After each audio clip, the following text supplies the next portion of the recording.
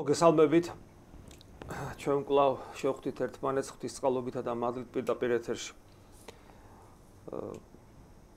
ჩვენ ვცდილობთ, რომ ყოველ შეხვედრაზე კიდევ ერთხელ ვისაუბროთ ჩვენთვის ძალიან მნიშვნელოვან საკითხებზე. ადამიანი ერთმთლიანი სასწაულია. მიუხედავად იმისა, რომ ადამიანს შეიძლება გარეგანი ცხოვრება მოწესრიგებული კონდეს, მაგრამ მაინც მას აქვს თანაკლისის განცდა, მას რაღაც აკლია ყოველთვის. ადამიანს შეიძლება ბევრი პრობლემა ჰქონდეს და იგი და თითქოს არ ეცალოს სხვა რამისათვის იმდენად დამძიმებული იყოს მისი ყოფითი ცხოვრება, მაგრამ მას მაინც აქვს შინაგანი თანაკლისი იმდენად ძლიერი, რომ იგი მაინც მოიცლის ხოლმე შინაგანი ცხოვრებისათვის. სულიერი ცხოვრებისათვის. ადამიანს არ შეუძლია იყოს სხვანაირად. ადამიანი ღვთის ხატია და ჩვენ ვამბობთ ხოლმე ესე, რომ თუ ადამიანში ჩვენ ჩავკლავთ ღვთის ხატობას და ან თუ ადამიანი ისე მოექცევა საკუთარ თავს, რომ თავად ჩაკლავს თავის თავში ღვთის ხატობას, ადამიანი ძალიან მძიმე მდგომარეობაში აღმოჩნდება, იწყება დეგრადაცია ადამიანისა და იგი გაცილებით უარესი გახდება ვიდრე პირუტყვია და გაცილებით უფრო უარესი ვიდრე თავად ეშმაკია. იმიტომ რომ იგი თავის ბუნებას გაექცა, თავის ბუნებას შეეწინააღმდეგება. ადამიანის ბუნება არის ესეთი, იგი არის ღვთის ხატი. და გარდა ამისა მას აქვს დავალება რომ გახდეს ღვთის მსგავსი. და თუ ეს ხატობა და მსგავსობა არასწორად რეალიზდა, ადამიანი იტანჯება, ისევე როგორც მაგალითად თუ ჩვენ ფიზიოლოგიას არასწორად მოვექცევით, არასწორად ვიკვებებით, არასწორად ვისვენებთ, არასწორად ვშრომობთ, არასწორად ვექცევით მოკლედ საკუთარ ფიზიოლოგიას, საკუთარ ნერვულ სისტემას, ადამიანი ავადდება.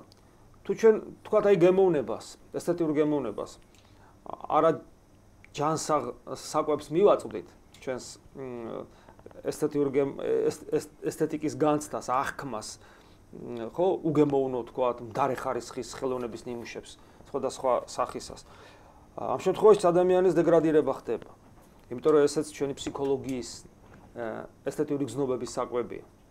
და ასევეა სულიერ ცხოვრებაში, თუ სულიერი ცხოვრება სწორედ არ ვითარდება და არ არის ჯანსაღი, მაშინ ადამიანი სულიერად ზიანდება და სულიერად დაზიანებული ადამიანი გაცილებით უფრო მძიმე მდგომარეობაში აღმოჩნდება, ვიდრე ის ადამიანი, ვისაც ნერვული სისტემა აქვს დაზიანებული, ან ესთეტიური გზნობები შელახული, ან გნებავთ ხორციელი ბუნება აქვს დაზიანებული.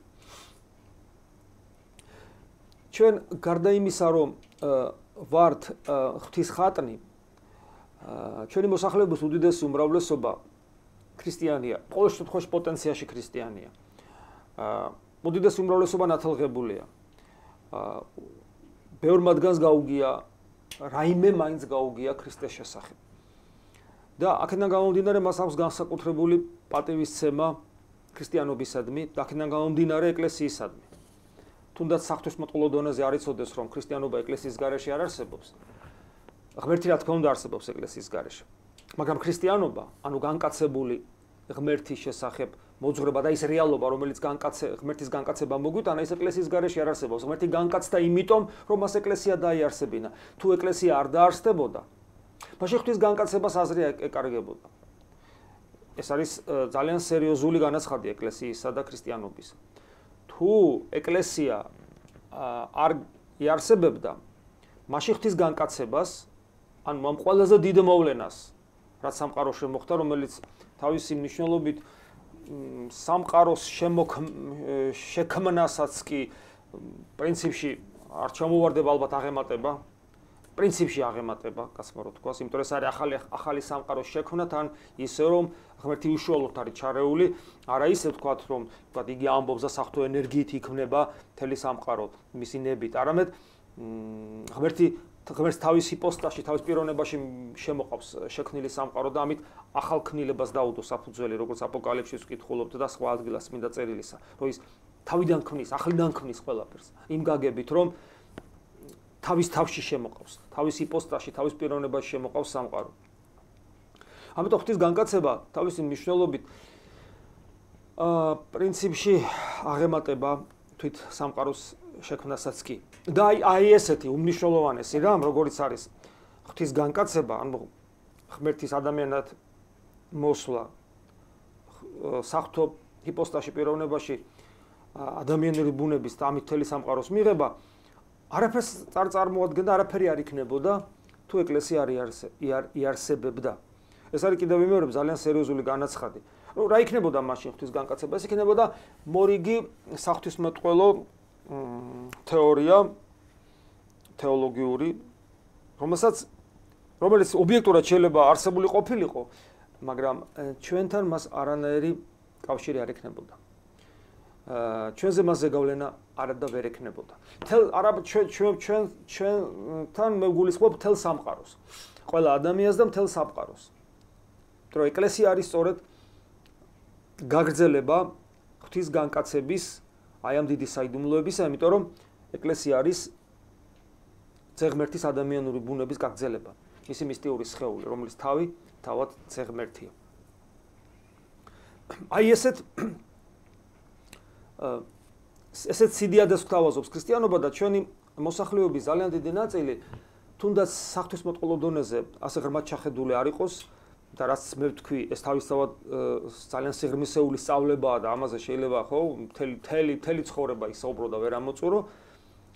მიუხედავად ამისა, რომ არ იცის თქვა შეიძლება ბევრმა ეს სიღრმეები, მაინც იგი ინტუიციურად აკავშირებს ქრისტიანობასა და ეკლესიას, ამიტომ ეკლესიას პატივს მიაგებენ და ეკლესია უაღრესად დიდი ავტორიტეტის მქონეა.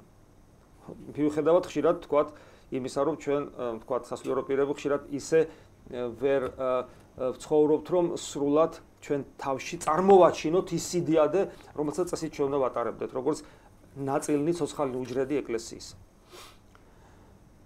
მაგრამ მიუხედავად ამისა, თითოეულ ჩვენთაგანს პერიოდულად ჭირდება და ძალიან ხშირად ჭირდება უფრო სწორედ და ყოველდღიურადაც საკუთარ თავს შეუძახოს და გამოაფხიზლოს საკუთარი თავი, იმიტომ რომ ადამიანი მიდრეკილია ყველაფერს მიეჩვიოს და თვითონ ნაკლებად იღვაწოს, ნაკლებად იშრომოს, ნაკლებად ეძებოს და პასიურად მიიღოს. ეს დაცემული ბუნების ერთ-ერთი თვისებაა, სიზარმაცე. ამიტომაც აი მაგალითად პავლე მოციქული ეფესალთა მიმართ ეპისტოლეში ესეთ რამეს გვეუბნება, რომ იმ მოწოდებით, იქ ჩინებაა ძველი ქართული სიტყვა, რომელიც მოწოდებას ნიშნავს, იმ მოწოდებით, რომლითაც თქვენ მოწოდებული ხართ, იმ მოწოდებით, რომლითაც თქვენ მოწოდებული ხართ, იმ მოწოდების შესაბამისად იცხოვრეთ. იმ მოწოდების შესაბამისად იცხოვრეთ. ანუ პავლე მოციქული გვეუბნება, რომ თქვენ კი ხართ ქრისტიანები, კი ბატონო, ძალიან კარგი. მაგრამ გვაფრთხილებს და გვახსენებს და გვაფხიზლებს, რომ აი რასაც ქრისტიანობა ნიშნავს, შესაბამისად იცხოვრეთ. ეს ნიშნავს იმას, რომ მიუხედავად იმისა, რომ ჩვენ ქრისტიანები ვართ, მიუხედავად იმისა, რომ ღმერთმა ჩვენ მოგვიწოდა და ჩვენ მოგვეცა რწმენა, იმიტომ რომ ქრისტიანული რწმენა ეს ცალკე სასწაულია.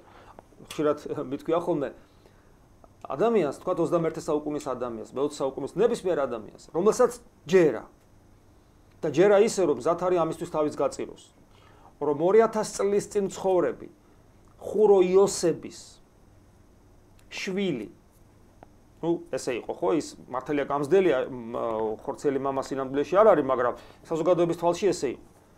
2000 წლის წინ მაცხოვრებელი ხურო არის ხის ნაკეთობების შემოქმედი, ხის ხელოსანი, ესე თქვა შეიძლება თქვა. 2000 წლის წინ მცხოვრები ხურო იოსების შვილი იეშუა, როგორც ებრაულად ჟღერს. იეშუა არის სამყაროს შემოქმედი ღმერთი გალაქტიკების, მეტაგალაქტიკების, ანუ აი ეს მილიარდობით გალაქტიკის შემოქმედი და მათ შორის ჩვენიც და თითოეული ჩვენთაგანის. ესე იგი, ხურო იოსების შვილი იეშუა, რომ თან ამავე დროს არის ღმერთი, რომელსაც ეს ყველაფერი შექმნა, ეს დამერწმუნეთ, რომ არანაირი ადამიანური ლოგიკით, არანაირი ინტუიციით, არანაირი საღვთისმეტყველო ცოდნით, არანაირი სუბიექტური რელიგიური გამოცდილებით, ვერანაირი რელიგიური თუ ფილოსოფიური სისტემით, ვერანაირად ვერ ხდება, ვერ მოხდება ამის დაჯერება. ამიტომაც ამბობს უფალი, რომ როდესაც ჩვენ წმინდა წერილს ვკითხულობთ, იქ ძალიან ბევრ ადგილას დაწყებული პეტრე მოციქულის აღიარებიდან, შემდეგ სხვა მრავალ ადგილებში, იგივე იოანეს ახარებაში ძალიან ბევრ ადგილას არის ეს, სადაც უფალი ხაზს უსვამს, რომ როდესაც შენ გწამს, რომ იეშუა, ანუ იესო ქართულად არის იესო ქრისტე, არის ცოცხალი ღმერთის ძე და თავად ღმერთი, აი ამის რწმენა. ეს არის მამის მიერ მზრუნველობა მორწმუნე ადამიანზე და მამის მიერ, მამა ღმერთის მიერ მოცემული საღვთო ნიჭი. თავად ადამიანს ამის მოპოვება არ შეუძლია. ეს ძალიან მნიშვნელოვანია და როცა ჩვენ ეს წმენა მოგვეცა, მამა მიზრუნა ჩვენზე და ამით მოგვიწოდა.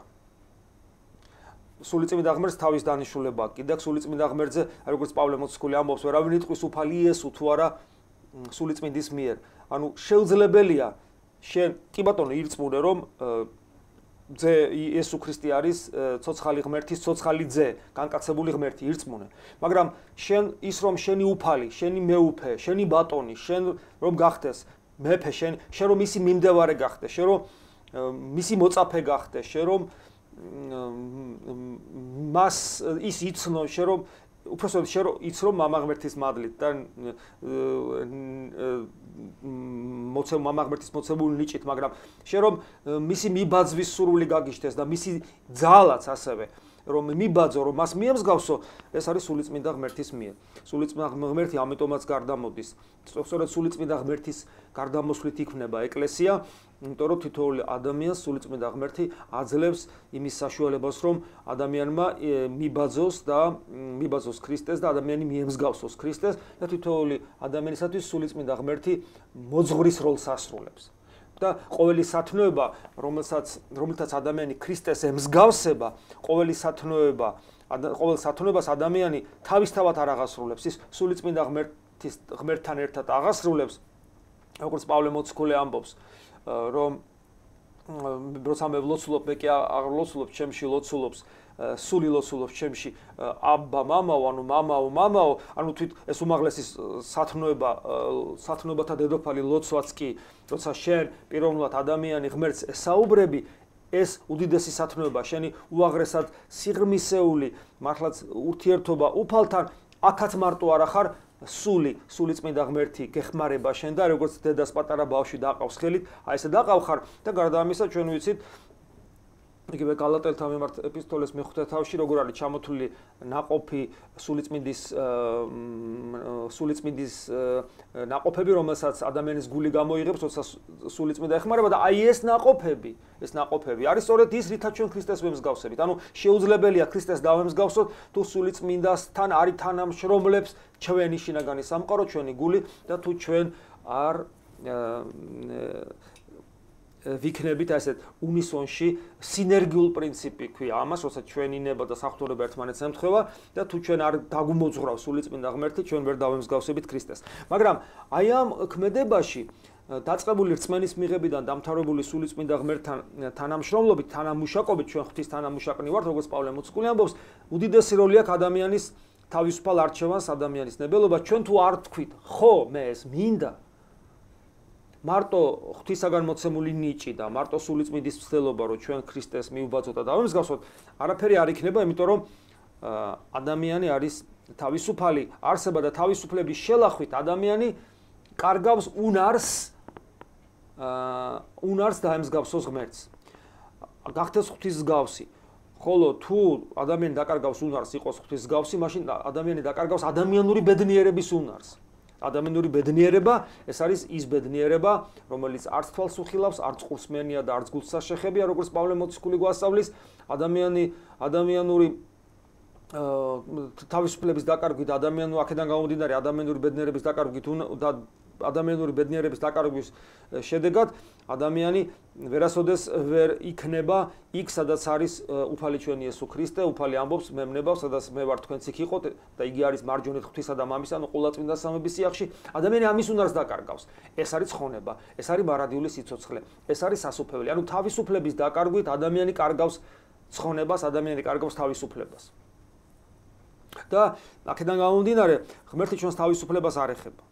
მაგრამ ჩვენი თავისუფლება კი ისეთია, რომ მან შეიძლება მიიღოს და შეიძლება უარყოს ღმერთი. და სწორედ ამიტომ არის, რომ პავლე მოციქული გვაფრთხილებს, რომ აი როგორც მოგიწოდა უფალმა, აი მოწოდების შესაბამისად იცხოვრე.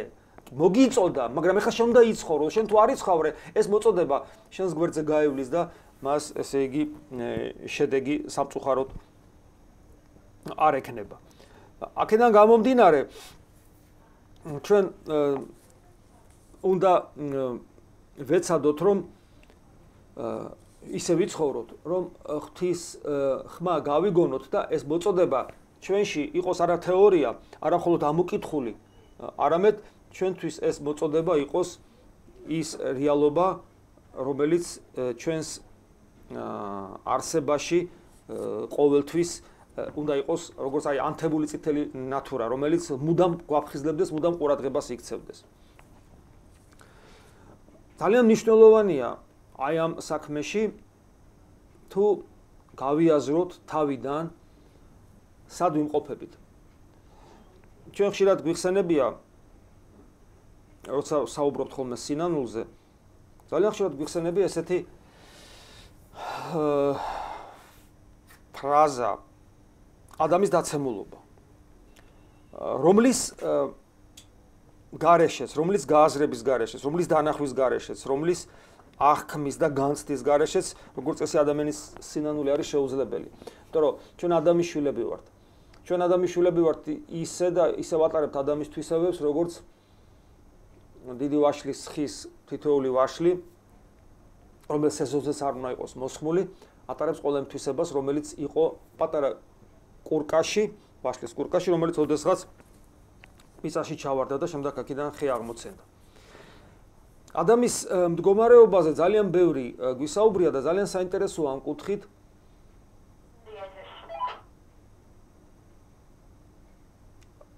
ზარია პირდაპირ ეთერში? ჩვენ პირდაპირ ეთერში ვართ ისევ და როგორც მითხრეს, ზარია პირდაპირ ეთერში. თქვენ შეგიძლიათ კითხვა დასვათ.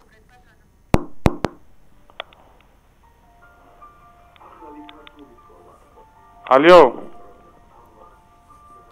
დასვით პირდაპირ ეთერში კითხვა. თქვენი ხმა შემოდიოდა ჩვეულებრივად, კითხვა უნდა დაგესვათ. ეთყობა ტექნიკური ხარვეზია, მაგრამ თქვენი ხმა ისმოდა. ანუ ჩვენ საუბრობდით, რომ იმის შესახებ, რომ ადამიანის შვილები ვართ და ჩვენი მდგომარეობა უნდა იქნას დანახული სწორედ აი ეს მდგომარეობა და ეს მდგომარეობა ძალიან კარგად არის სხვადასხვა დროს, სხვადასხვა ადგილას წმინდა წერილისა გადმოცემული, ასევე წმინდა მამებთან. და ძალიან საინტერესოა თვითონ ის დასაწყისი, თქვათ, სადაც წმინდა წერილისა, სადაც ეს მდგომარეობა იწყება, მოკლედ შეიძლება ასე ითქვას. ფოტოშორის ძალიან აი ადამიანის დაცემის ისტორიას ვკითხულობთ. იქ ეს ტექსტი ძალიან მოკლეა. ხო, მაგრამ რამდენიმე მუხლია იქ, სადაც ადამიანის დაცემულობაზეა საუბარი, მაგრამ ძალიან ღრმა არის. იმდენად ღრმა არის, რომ მას დღემდე ტომები იწერება, მაგრამ ჯერ ის ბოლომდე გაშიფრული არ არის, შეიძლება ასე ითქვას, იმიტომ რომ განარამე დაფარულია, უბრალოდ სიღრმე გააჩნია. ანუ იქ არაფერი არ არის დაფარული და დამალული, არამედ მას აქვს ძალიან დიდი სიღრმე და ეს სიღრმე, რა ვიცი, უსასრულობამდე მიდის, შეიძლება ასე ითქვას. და ეს არის ძალიან საინტერესო ამ მხრივ. და აი ადამიანის დაცემულობა ძალიან ზარია, როგორც მეუბნებიან ზარია პირდაპირ ეთერში.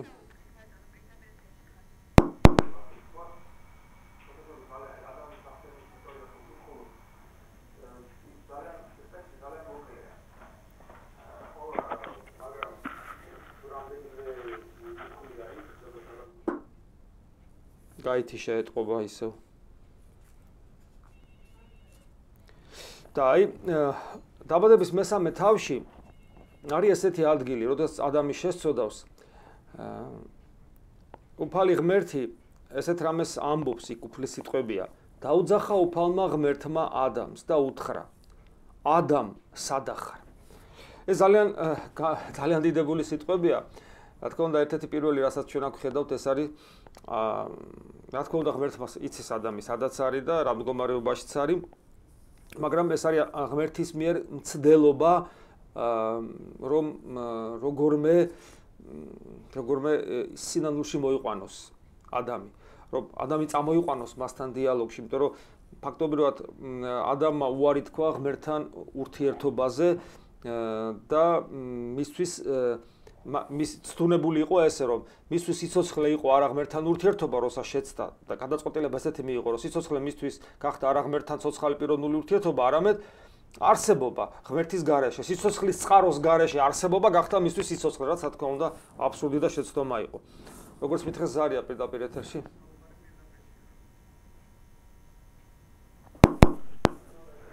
რასტი შეკითხვა მაქვს მამაო თქვენთან ივანეს სახარების დასაწყისი ანუ გულისხმობ პირველ უხსოდესაც რა თქვა მირო პირველიდან იყო სიტყვა აი ამ სიტყვაზე პირველიდან არის დიდი დავა სოფლიოში სხვა ტრინიტარელების მიერ და აი მაინტერესებს ორიგინალში ბერძნულში რომელი სიტყვა შეესაბამება და როგორ შეიძლება გავიგოთ სიტყვა ეს პირველიდან ანუ თუნდაც ებრაულ ენაში და იგივე ბერძნულში რომელიც არის ორიგინალი აი ამ სიტყვის არსი ზუსტად როგორ შეიძლება გავიგოთ ეს ნიშნავს დაუსაბამოდ პირველს თუ აქვს რაღაც სხვა შესატყვისი იმიტომ რომ მე როგორც ვიცი ამას იყენებენ ძირითადად სხვადასხვა სექტები სამების დოგმატის საწინააღმდეგოდ თუ შეიძლება ხო შეიძლება აი ამ სიტყვის მე ცოტა გასაგებია მე გამიჭირდება ამ საკითხის ისა სიღრმისეულად ანალიზი იმიტომ რომ არა ვარ არც ლინგვისტი და სამწუხაროდ ბერძნულ ენაში ჩვენ ვიცით აქ საინტერესოა ებრაული ენა და ბერძნული ენა ხო იმიტომ რომ ებრაულ ენაში არის იგივე სიტყვა მოცემული დაბადებაში დასაბამად ქნა ღმერთმა ცაიდა ქვეყანა და იგივე სიტყვა არის მოცემული სწორედ იონეს სახარების პირველ თავში ბერძნულად ეს ჟღერის არხი პირველიდან დასაბამად და თუმცა კიდევ ვიმეორებ შესაბამისი აქვს მას ებრაულ ორიგინალშიც კი რა თქმა უნდა არსებობს თქვათ გარკვეული თუმცა სიმართლე გითხრათ, როდესაც საუბარია, ჩვენ პრობლემა აქ არის რა, როდესაც საუბარია, თქვათ, ძეღმერთზე, ანუ სიტყვაზე, ჩვენ ყოველთვის გვინდა რომ ადამიანური ენით გამოიხატოს რაღაც მარადიული უდრო არსებობა, რომელიც ძალიან რთულია და მე როგორც ვიცი, როგორც წესი, არა მარტო მართლმადიდებელი ეკლესიის წმინდა მამები, არამედ ეკლესიის ისტორიაში ყოველთვის ეს ადგილი და არა მარტო მართლმადიდებელი ეკლესიის ისტორიაში ეს ადგილი განემარტებოდა სწორედ ესე რომ ეს არის უჟამო, უდროში მოცემული არსებობა. ანუ როდესაც ჯერ დრო არ არის, სამყარო შექმნილი არ არის. და რა თქმა უნდა საღვთისმოწყალო თვალსაზრისით ეს ადგილი ესეთი განმარტება ძლიერდება სხვა ადგილებითაც გამტკიცდება რომ ძეღმერთი ანუ ძველ აღთქმაში თქვათ მინიშნებებია საღვთო სიბრძნეზე რომ იგი არსებობს სამყაროს შექმნამდე და სამყარო რო იქმნებოდა ძეღმერთი ამ სამყაროს ანუ ღვთის სიბრძნე სამყაროს შექმნაში მონაწილეობს. როცა ჩვენ ვსაუბრობთ სამყაროს შექმნაზე უნდა ითქვას რომ სამყარო რა არის სამყარო? სამყარო ეს არის ენერგია, მასა, ანუ მასა და ენერგია ჩვენ შეიძლება ერთ და იგივე ჩავთვალოთ ამ შემთხვევაში, იმიტომ რომ მასა გარკვეული ენერგიის მატარებელია და სივრცე და დრო. და ჩვენთვის ამ შემთხვევაში დრო არის მნიშვნელოვანი და დრო როგორც ასეთი ფენომენი, დრო არსებობს სამყაროს შექმნასთან ერთად. და ის რაც სამყაროს შექმნამდე არსებობს, იქ დრო არ არის.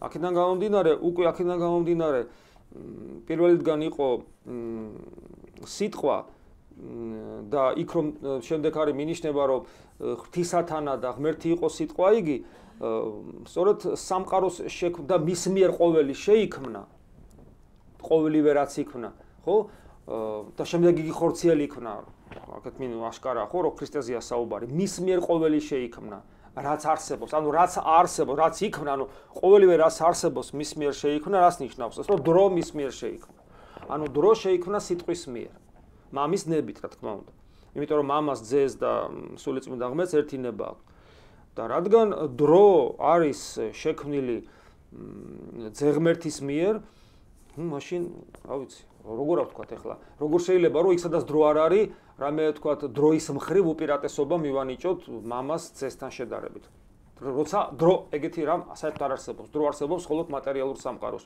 ეს იგივეა რომ მაგალითად რატომ არ მოგდის მაგალითად აზრად მივანიჭოთ მამას ძეს და სულიწმინდა ღმერთს წონა რომელი უფრო მძიმეა ერთმა შემიდოს ესეთი სიტყვაში ცოტა ისე ცუდად ჩანს მაგრამ ხომ არ მოგდის ეგეთი აზრი რომელი უფრო მძიმეა ან რომელი უფრო სივრცული კატეგორიები რომ მივანიჭოთ თქვათ რა მანძილით არიან დაშორებულები ერთმანეთსაგან მამა ძე და სული ან რა ზომის არიან ხო არ შეგვიძლია იმიტომ რომ ხედავთ რომ აშკარა სისულელეს ვამბობთ ხო აი ზუსტად იგივე უგუნურობაა როდესაც ჩვენ დროზე საუბრობთ ყოვლადწმინდა სამებაზე როცა საუბარი იმიტომ რომ კიდევ ვიმეორებ მასა სივრცე და დრო ეს ერთი მატერიალური სამყაროს ატრიბუტებია რომელიმე მათგანი გამოვაკელი და სამყარო აღარ არსებობს სამყარო ვერ არსებობს მასის გარეშე სამყარო ვერ არსებობს სივრცის გარეშე სამყარო ვერ არსებობს დროის გარეშე ვერც ანუ ორიც კი ვერ არსებობს და მით უმეტეს ვერ არსებობს ერთი ვერ არსებობს ერთი თქვათ მარტო დრო ან მარტო მასა ან მარტო სივრცე ეს არის ერთი მთლიანობა აქედან გამომდინარე ნუ რა ვიცი აქედან გამომდინარე არც დროის თვალსაზრისით თქვათ არ არსებობს არანაირი სუბორდინაცია და ბასილ დიდი ესე ამბობდა ხოლმე არიოზე ხო ამბობდა რომ იყო დრო როდესაც სიტყვა არ იყო და ბასილ დიდი ეს არ ჩანს რომ ხრებს ესეში ჩავდეს მაგრამ ესეთი განწყობა ჩანს ესეთი ჟესტიკულაცია სიტყვის ბასილ დიდის სიტყვები ბასილ დიდი ესე ამბობს 4-ჯერ ამბობსო წმინდა წერილი იოანე ახლა 4-ჯერ ამბობსო რომ იყო და ეს არიოზი ამბობს კიდე არ იყო ნუ აბა როგორი არასერიოზულიაო ხო ანუ 4-ჯერ ამბობს იოანე იყო და არიოზი ამბობს რომ არ იყო ანუ არ იყო როგორც არის ისე ანუ მამასთან ერთად. აი ესეა და სამწუხაროდ ამაზე მეტ პასუხს ახლა ამ წუთში მე თქვენ ვერ გაგცემთ. ზარია პირდაპირ ეთერში. გამომშვიდობისა მამო თეოდორე.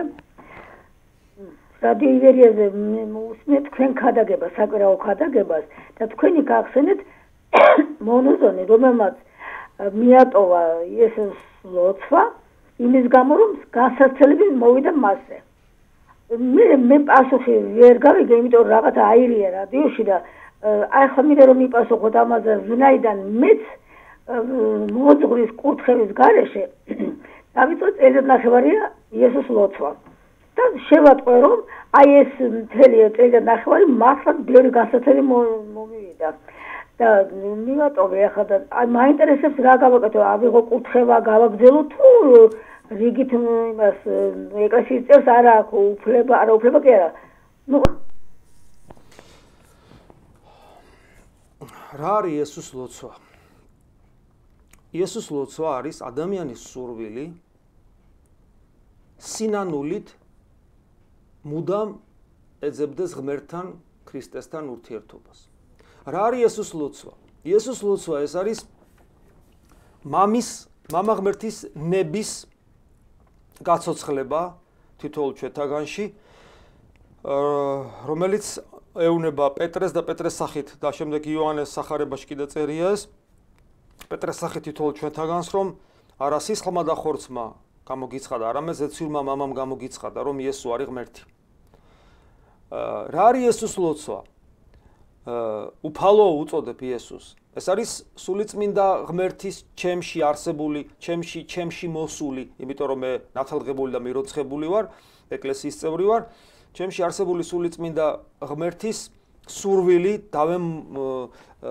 მივბაძო და მივემსგავსო იესო ქრისტეს და მასთან ვიყო. ეს შეუძლებელია მასთან პიროვნული ურთიერთობის გარეშე, იმიტომ რომ იესო ქრისტე არის ცოცხალი ღმერთი. რა არის იესოს ლოცვა? ეს არის უფლის ნების აღსრულება, უფლის მიერ მონიჭებული უფლება, რომ ჩემი სახელით ითხოვეთ და მე აღვასრულებ. რაიცა ითხოვოთ სახელითა ჩემითა, მე იგი ვყო, ანუ აღვასრულო. რა არის იესოს ლოცვა? ეს არის, წინაც რა ვთქვი, ეს არის ქრისტეს მიერ მოცემული უფლება, რომ ჩემი სახელით რაც გინდათ ითხოვეთ. რაც გინდაში ამ შემთხვევაში იგულისხმება ჯანსაღი სურვილი. ჯანსაღი სურვილი რა არის ქრისტიანისათვის? მარადიული სიცოცხლე ღმერთთან, სიცოცხლის წყურვილი, რომელიც სიცოცხლის წყაროსთან კავშირს ნიშნავს. ანუ ცხონება, გადარჩენა. მადლის მოხვეჭა და შესაბამისი გადარჩენა. რა არის იესოს ლოცვა? ეს არის უმთავრესი სათხოვარი განკაცებული ღმერთის წინაშე. შემიწყალე. იმიტომ რომ ჩვენ ვიმყოფებით ადამის მდგომარეობაში, რომელიც აი ვერ დავასრულე, მაგრამ ამაზე ხშირად ვსაუბრობთ. ადამის მდგომარეობაში ვიმყოფები, ადამის რომელიცაც არ აქვს უნარი, ადამიანს აღარ ქონდა უნარი ღმერთთან ურთიერთობისა. ეს უნარობა ღმერთთან ურთიერთობის უნარობა გადმომეცამე მემკვიდრეობით. ეს არის ადამიანის დაცემულობა ჩემში და უმთავრესი რაც მე უნდა ვიცოდე ლოცვისას, აღსარებისას, ზიარებისას, ეს არის ის რომ მე ადამიანის დაცემულობას ვატარებ. და შესაბამისად სინანული ნიშნავს მეტამორფოზას ადამიანის დაცემულობიდან მარადისობაში. ამიტომ გამოეცხადა სილვან ათონელს უფალი და იმიტომ უთხრა რომ შენი თავი ჯოჯოხეთში ამყოფე, მაგრამ იმედი არ დაკარგო. ჯოჯოხეთში მყოფობა ადამიანის დაცემულობა. აი ამ მდგომარეობას ხედავს ადამიანი და ამ მდგომარეობას თუ ვერ ხედავს, ლოცვას პრინციპში აზრი არ აქვს. და თუ ამ მდგომარეობას ხედავს, იმიტომ რომ მას ესე მდგომარეობას თუ ვერ ხედავს ადამიანი, მას ესე იგი ზემოთ არის, ზემოთია რაღაც სიმართლეა მასში და თუ სიმართლეა და უფალი ამბობს, არა მოვედი წოდებათ მართალთა, ანუ დაძახებათ მართლისათვის, არამედ ცოდვილთა სინანულად. იესო მხსნელს ნიშნავს, ადამიანს ჭირდება მხსნელი მაშინ, როცა ის თავის დაღუპულობას ხედავს და განიცდის და შემიწყალე არის უმთავრესი სათხოვარი ჩვენი. ანუ რა არის ჩვენი მთავარი სათხოვარი? ადამიანის დაცემულობა დავინახე, შემიწყალე. და ვის ვთხოვო? ვინც მითხრა რომ მე მთხოვე და ყველაფერს აღვასრულებ. მე რაისა ითხოვოთ სახელთა ჩემითა მე ვყო. ესე იგი ეს არის პირდაპირ უფლისაგან მოცემული უფლება, ვალდებულება და ჩემი უმთავრესი სურვილი რელიგიურ ცხოვრებაში. რა არის იესოს ლოცვა? ეს არის პავლე მოციქულის კურთხევა, მოუკლებლივ ილოცვიდეთ. და რა არის იესოს ლოცვა კიდევ ერთხელ? ქრისტეს მოწაფეობა. მე მინდა ქრისტესთან ყოფნა. აი სულ მინდა ვიყო ქრისტესთან. და თუ ვინმე მეტყვის რომ ეს სწორი არ არის, მაშინ ის ადამიანი ქრისტიანი არ არის. იმიტომ რომ ჩვენ ქრისტიანები იმიტომ ვართ რომ პავლე მოციქული ამბობს, მობაძავ ჩემ დაიქმნით. პავლე მოციქული ცხოვრობს ესე, ცოცხალი მე კი აღარა ვარ. არამედ ჩემში ცოცხლობს იესო ქრისტე. მე ჩემში ქრისტეს ჭრილობებს ვატარებ. არაფერი მაქვს გულში, არავინ მყავს გულში გარდა ქრისტეს ისი ჯვარცმულისა. გესმით? ეს არის ქრისტიანობა. ესე იგი რა ყოფილა იესოს ლოცვა? იესოს ლოცვა ეს არის ნორმალური მდგომარეობა ქრისტიანისათვის. ასე რომ რას ნიშნავს კურთხევა? ეს არის თუ დავაზუსტებთ, ეს ნიშნავს რომ მე მოძღვარს როგორც გამოცდილს ამ საქმეში, იმიტომ რომ მოძღვარი სწორედ იმას ნიშნავს, რა არის მოძღვარი? მოძღვარი არის ადამიანი, რომელიც თუნდაც ერთი ნაბიჯით მისწრებს ღვთისაკენ სავალ გზაზე. ანუ მან ცოტათი ჩემზე მეტი იცის და ამ შემთხვევაში კურთხევას კი უწოდოთ, მაგრამ სინამდვილეში ეს კურთხევა კი არ არის, ეს არის დარიგების მიღება, რჩევა, დარიგება, დამოძღვრა, რომ აი მე ქრისტეს რო ვეძებ, აი რამე არ შემეშალოს და სწორედ მოვძებნო. აი ეს არის. თორე კურთხევა პირდაპირ ღვთისაგანა გვაქვს. ქრისტიანობა ამას ნიშნავს. და ამიტომ, მე არ მესმის, როცა ეს თემა წამოიწევს ხოლმე, ესე იგი ეს იცით როგორ შეიძლება ვთარგმნოთ ესეთი გაუგებრობები, თქვათ იესოს ლოცვასთან დაკავშირებით, რომ ადამიანი შეიძლება კითხულობდეს, რომ ესე იგი მე ქრისტიანი კი ვარ, მაგრამ ვიყო ქრისტესთან? ხო, ხვდებით რომ სისულელია ეს. რას ქვია, უნდა იყო, აბა რა უნდა ქნა? აბა რისთვის ახარ ეკლესიაში? მაშინ უამრავი რელიგია არსებობს. რატო ვართ ქრისტიანები? ჩვენ განკაცებული ღმერთის თქვენ მოწაფენი ჩემნი ხარ. გესმით? ჩვენ რომ მოვინათლეთ. აბა გავიხსენოთ რას გალობდნენ? რაოდენთა ქრისტეს მიერ ნათელ ვიღებიეს ქრისტე შეგვიმოსიეს. რა არის ქრისტეს შემოსილობა? ძე ღმერთი რომ მოგიცავს თლიანად. როგორ მოგიცავს თლიანად? მისი სხეულის გაგრძელება ხარ, როცა ეზიარები. ძე ღმერთის პიროვნება მოიცავს თავის ადამიანურ ბუნებას და ადამიანურ ბუნების გაგრძელება ვართ მე და შენ და ჩვენც მოგვიცავს. ქრისტესთან ვართ ისე და სულ საჭიროა ჩვენი ნებელობის გამოხატვა. ღმერთი მოვიდა ჩვენთან, ახლა ჩვენ უნდა გადავდგათ და ეს გადადგმა რა არის? სწორედ ეს, რომ მისკენ შინაგანად ისრაფი და ისრაფი როგორ ადამიანის დაცემულობასაც ხომ ატარებ და გიჭირს და აი აქ ამ დროს შემიწყალე მე შენთან მინდა და ვერ ვახერხებ, ვერ მოვდივარ შემიწყალე და ამ დროს იწყება ამ დროს უფალი მადლს გვანიჭებს და ის რასაც ჩვენ ვერ ვაკეთებთ, მე მადლი აკეთებს, როგორც წეღანავს თქვი, მე კი არ ლოცულობ, პავლე მოციქული ამბობს, არამედ უფალი სული ლოცულობს, სული წმინდა ღმერთი ლოცულობს ჩემში, აბა, მამაო, ანუ მამაო, ჩვენ ღმერთის შვილები, მამა ღმერთის შვილები ხდებით იმით, რომ ქრისტეს ძმები და დები ვართ. თუ ქრისტეს ძმა და არ გახდი, ანუ თუ მასთან ერთი სისხლი და ხორცი არ გახდი, მამაო ჩვენოს ტყილა ამბობ, იმიტომ რომ შენთვის ღმერთი მამა აღარ იქნება, თუ იესო ქრისტესთან ერთი სისხლი და ხორცი არ ახარ. და არ მოგიდგენიათ რაზეა ლაპარაკი? ქრისტესთან ერთი სისხლი და ხორცი უნდა იყო და რატო უნდა ვთქვა იესოს ლოცავს? ეს არის ჩვენი სუნთქვა. ეს დაახლოებით იგივეა, რომ იცი რა, მე გამიგია, რომ მართალია გამიგია, რომ ადამიანის ფიზიოლოგია ჟანგბადის გარეშე არ მუშაობს, მაგრამ ვის უთქო? სულ? აბა, რა პასუხი უნდა გავცეთ? უნდა ვისუნთქოთ, აბა რა უნდა ვქნათ? ასე რომ ვილოცოთ, განსასწრებელი, მიწიერ პრობლემებზე ვსაუბრობთ? მიწიერ პრობლემებზე? იცით, თავარი შემაფერხებელი ლოცვაში რა არის? როცა ადამიანისათვის მიწიერი პრობლემა ხდება პრობლემა და ავიწყდება უფლის სიტყვები, რომ მიუტევე უფასა ზრუნვა შენი და მან გამოგზარდო შენ. როცა ადამიანს ავიწყდება უფლის სიტყვები, რომ ნუზრუნავ ხვალინდელი დღისათვის, საკმარისია დღევანდელი დღის ბოროტება. ის ბოროტება, რომელიც ჩვენ ღმერთს გაცილებს. ეხლა ხვალინდელ დღეზე საფიქრელი გვაქვს, დღეს ჩვენ პრობლემა გვაქვს. დღევანდელი დღის ბოროტება საკმარისიაო, დღევანდელი დღის პრობლემა ჩვენ ღმერთამდე არ გვუშვებს და ხვალისათვის სადამცალია, მე დღეს შეიძლება მოვკვდე. ესმით, ანუ თო ჩვენ საკეთებელი ბევრი გვაქვს და ჩვენ უნდა დაუჯეროთ უფალს, რომ ერთი ღერით მარ დავარდებაო, ზეციური მამის ნების გარეშე თქვენი თავიდან მივენდოთ უფალს, დაუთმოთ უფალს, როგორც ფსალმურში წერია. და ჩვენ რომ ვერ ვაკეთებთ ამას, ჩვენთვის რომ ამ ქვეყნიური ცხოვრების პრობლემები ძალიან მნიშვნელოვანი არის, მაგრამ როცა ის ძალიან მნიშვნელოვანია, ცხოვრების საზრის რომ ეხება, ლოცვა იკარგება. განსასწრელი კიდე ყველაფერი ამ ცხოვრებას ეხება, ამ ცხოვრებისეულია. ხო და ის არის, არ არის, ანუ ჩემი ურთიერთობა ღმერთთან ავტონომიური რეჟიმში უნდა მუშაობდეს და გარშემო რა ხდება, ამას მნიშვნელობა არ უნდა გქონდეს. ესეც ღმერთს მივანდოთ, არის მადლობა ღმერთს, არ არის მადლობა ღმერთს. გესმით? განსასწრებს გულისხმობ.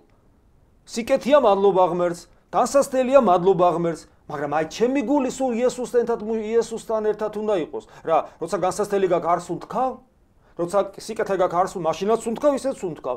სუნთქვას ეს ხო არ ეხება, აი ესე ამ შემთხვევაში. ზარია პირდაპირ ეთერში დასვით კითხვა. ალო. დიახ. ალო. მამა თედორე დაბლოთ. დაგლოცოთ ღმერთ.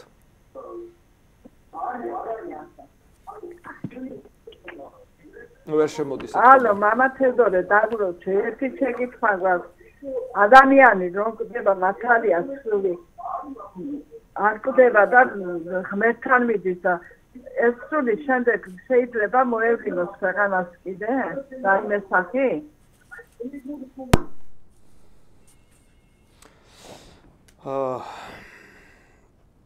ეს არის ამ ტიპის კითხვები, არის ის ისეთი ტიპის კითხვები, მე მინდა კარგად გამიგოთ, რასაც გეტყვით. აი, კითხვა იყო ესეთი, რომ ადამიანის სული რო გადის ამ ქვეყნიდან, მერე შეუძლია თუ არა მას მოევლინოს აქეთ ისევ. ეს არის ასეთი ტიპის ეს კითხვა და ასეთი ტიპის კითხვები არის იმ ტიპის კითხვები, რომელსაც არანაირი კავშირი ქრისტიანობასთან არ აქვს. არანაირი კავშირი ჩვენ სულიერ ცხოვრებასთან არ აქვს. არანაირი კავშირი ჩვენს გადარჩენასთან, ჩვენს ხონებასთან არ აქვს. არანაირი კავშირი ჩვენს ქრისტეს მოწაფეობასთან არ აქვს. ესეთი კითხვები არის ცნობის მოყარეობიდან გამომდინარე, არ რაღაც შეიძლება რეალობიდან გამომდინარე, რომელიც ჩვენ შეგვემთხოვა ან ჩვენ ახლობელს, მაგრამ ქრისტიანობასთან ამას კავშირი არ აქვს.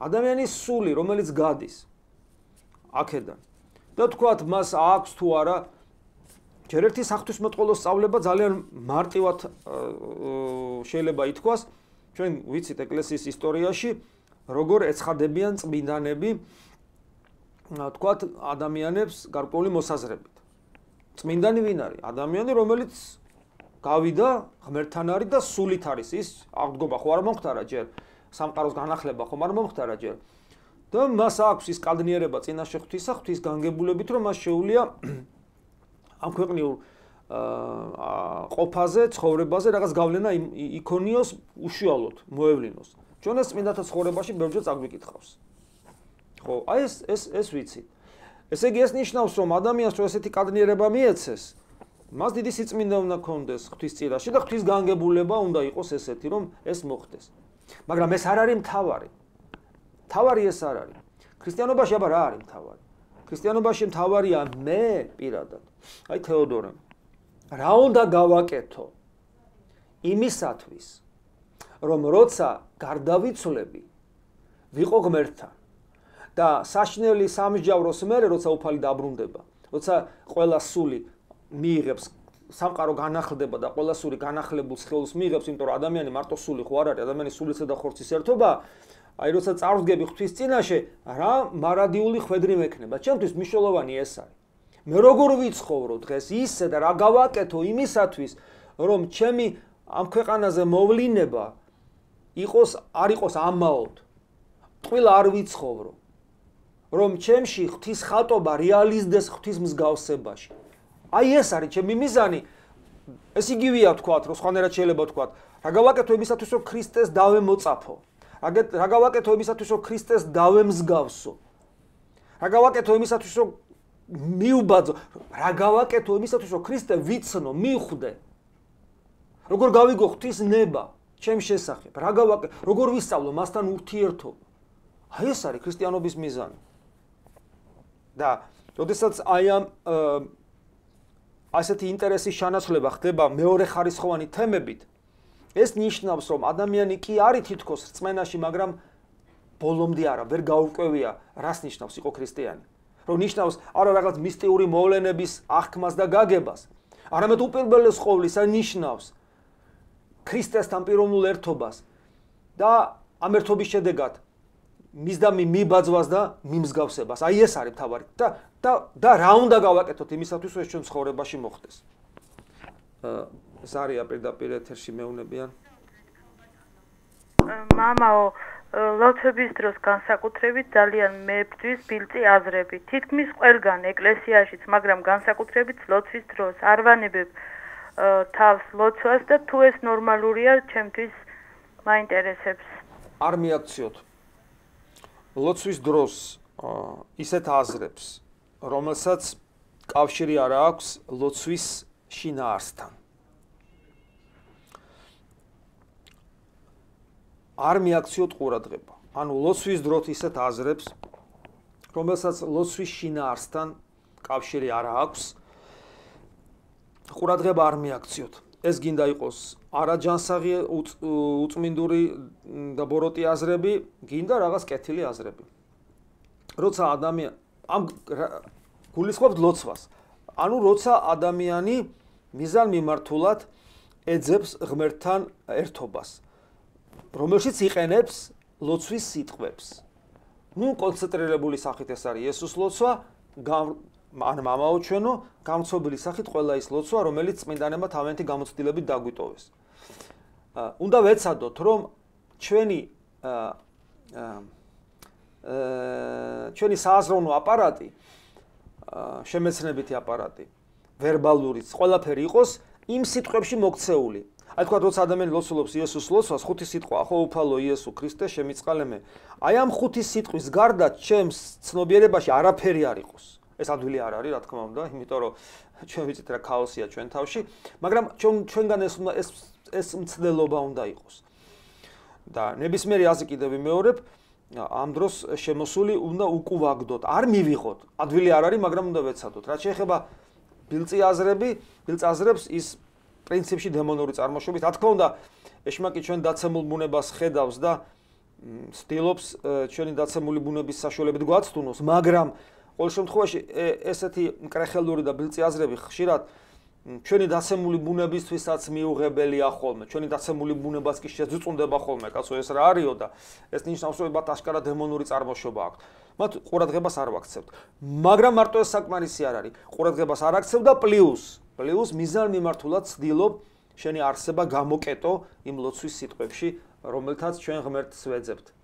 როგორც მითხრეს, რეკლამის დრო არის და კვლავ შევხვდებით ცოტა ხანში. ჩვენ კვლავ პირდაპირ ეთერში ვართ და როგორც მითხრეს, ზარია პირდაპირ ეთერში. საღამოშიდობისა დამოცემა. ქრისტემ დაგლოცეთ.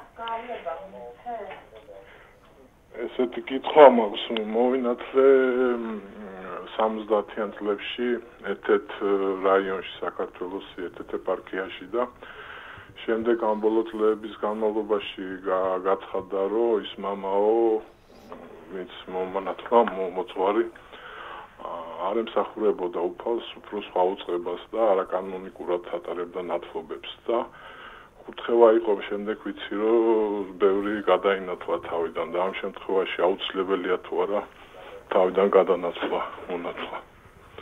მადლობთ. გასაგებია. როდესაც თქვათ ნათლობა არ არის სწორად ჩატარებული არაკანონიკურად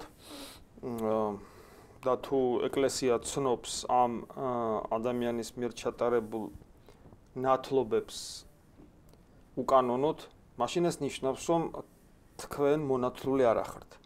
ამიტომ ხდება არა გადანათლა, არამედ თქვენ არ ახართ მონათლული და უნდა მოინათლოთ. რა თქმა უნდა ეს ძალიან ცუდია ერთის მხრივ რომ ამდენი ხანი გეგონათ მოუნათლავი იყავით და მონათლული იყავი და მოუნათლავი ყოფილხართ, მაგრამ ამას თავის პლუსიც აქვს. თქვენ უკვე დასრული ადამიანი ბრძანდებით და თქვენ მოგეცათ საფრთხო განგებით შესაძლებლობა რომ ნათლობისათვის მოემზადოთ ისე როგორც წესი და რიგია, ანუ ჭეშმარიტი სინანულით, ანუ ღვთისმაძიებლობით, საკუთარი ადგილის გაცნობიერებით, ანუ ადამიანის მდგომარეობას ასაც უწოდებთ და სინანული კიდე ნიშნავს აი ამ მდგომარეობიდან სწრაფვა ღვთაებრივი სრულყოფილებისაკენ, იყავით სრულნი, ვითარცა თქვენისაციური მამა სრული უფალი ფსნებად გვაძლევს. ქრისტესადმი დამოწაფებით, მიბაძვით, ჩვენი განკაცებული ღმერთისადმი, აი ესეთ ცხოვრებას თუ დაიწყებთ, წმინდა წერილის სიღრმისეული შესწავლით და აი ამ განწყობით თუ მოინათლებით, თქვენ იგრძნობთ ძლიერად იგრძნობთ საღვთო მადლის მოქმედებას ნათლობისას და მირონცხებისას, ასე რომ ამ საქმეს თავისი დიდი პლუსის გააჩნია. ასე რომ თქვენ თუ ესე არის როგორც თქვენ თქვით, მაშინ თქვენ მონათლული არ ახართ. ამიტომ ხდება არა გადანათლა, არამედ მოუნათლავი ადამიანის მონათლა, რომელიც აუცილებლად უნდა გაკეთდეს. როგორც მითხრეს ზარია პირდაპირ ეთერში. მოგესალმებით, მამა თეოდორე. გაიხარეთ. მე მინდა ვისაუბრო თავისუფლებაზე, ადამიანის თავისუფლებაზე. აი ხშირად გამიგია ადამიანზე როცა იძახიან, რომ ან რო გარდაიცვლება ადამიანი, ან რაღაც სერიოზულ გასაჭირშია, რომ იძახიან, რომ აი მაგის ბედი ეგ იყო, ანუ ეგ ეწერა იმ ადამიანს და მინდა გავყოთ ეს ორი რაღაცა რა, ანუ ღმერთის განგებულება და ადამიანის თავისუფლება რა, თუ სწორი ვარ, მინდა რომ გავყოთ ეს ორი რაღაცა ერთმანეთისგან. დიდი მადლობა.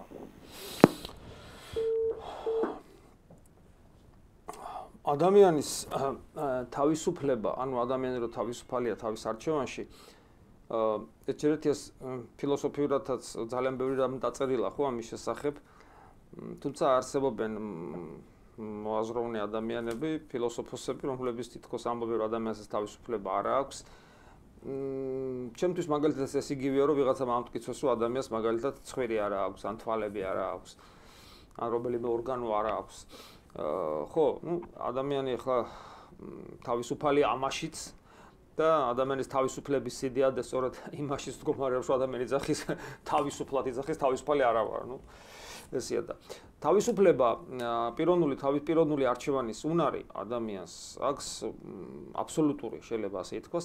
ბუნებითად ადამიანი თავისუფალი არ არის, ბუნებითად, იმიტომ რომ იგი ჯერეთი შექმნილია, ქმნილებაა და მაგალითად კაცი ხარ და არა ქალი. უკვე შენებაზე არ იყო ხო ესა? დაიბადე ამ ეპოქაში და არა სხვა ეპოქაში, ხო? და ასე შემდეგ. ქართველი ხარ და არა თქვა ფრანგი და ასე შემდეგ. ძალიან ბევრი რამეა ისეთი, რაც ჩვენი ნების გარეშე მოხდა და გადაწყდა. ეს ერთი რომ ჩვენ არა ვართ სრული თავისუფლები, მეორე ჩვენ გაქვს დაცემული ბუნება, რომელიც ჩვენ არ გვინდა, მაგრამ ძალიან ხშირად მიდრეკილი, ძალიან ხშირად ის მიდრეკილია ბოროტისკენ, ანუ უღმერთობისაკენ, ვნებების და გულის არასჯანსაღი გულისხმების აღსრულებისაკენ. ესაც უკვე მეორე პრობლემა თავისუფლებასთან დაკავშირებით, არ გეკუთვნის შენი თავი შენი გული, შენი თვალი, შენი ენა, შენი ნერვული სისტემა, შენი ემოციები, ხო? შენი ქვენაგრძნობები არ გეკუთვნის შენ და როგორც უნდა ისე იქცევიან, საერთოდ არ გეკითხებიან შენ და ხანდახან ძალიან უხერხულ სიტუაციაშიც გაგდებენ და უხამს საქციელს და გადენინებენ, ღალატს ჩაგადენინებენ და ასე შემდეგ და ასე შემდეგ. ეს ყველას გამოგვიცდია. ანუ ადამიანი ჯერ თავისუფალი არ არის, იმიტომ რომ ბუნებითად, რომ ესე იგი კიდევ მეორე, ბევრი რამე ისე მოგვეცა, რაც არავის არ უკითხავს. მეორე ის, რომ ჩვენი ბუნება მიდრეკილია ბოროტისკენ და ის ძალადობს ჩვენზე და ჩვენს თავისუფალ არჩევანზე და ჩვენს სიკეთისაკენ სწრაფვაზე ძალადობს. უკვე ამიტომ ადამიანი ბოლომდე თავისუფალი არ არის. და გარდა ამისა შეზღუდულია ბუნებითად თავისთავად ცხადია, ხო? მაგრამ არ შემიძლია ვიფრინო მაგალითად და ასე შემდეგ. მაგრამ პიროვნულ არჩევანს რაც შეეხება, პიროვნული არჩევანის საკითხში ადამიანი აბსოლუტურად თავისუფალია. ეს არის არჩევანის სიკეთესა და ბოროტებას შორის.